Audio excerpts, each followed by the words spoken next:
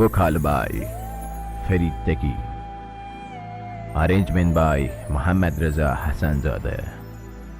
Studio Texida.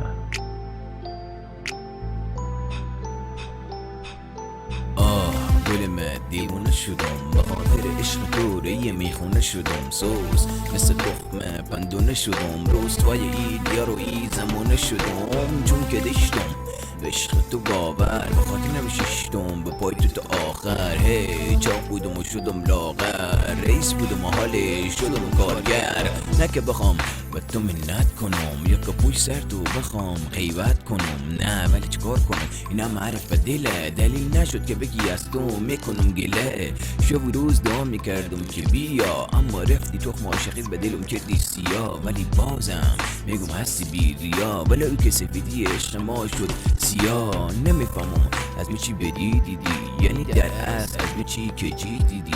که برفتی و نگرفتی از می خبر ریشه عشق ما خردی که دی بهتر خبر آمد که خاطرات من از فکر خوب ببر خدا میفهمی که گیری میکردم شده به سحر همیشه دست به دعا بودم به پیش خالق خدا بودم هرچند که از تو جدا بودم ولی همیشه دل و جان فدای خدا بودم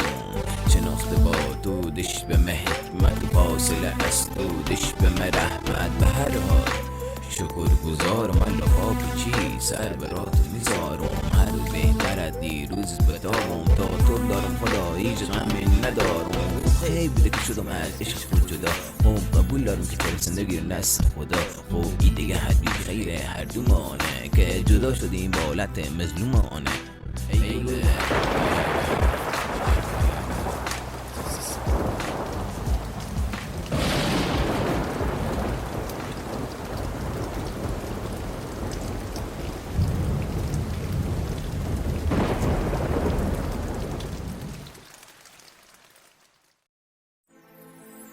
Vocal by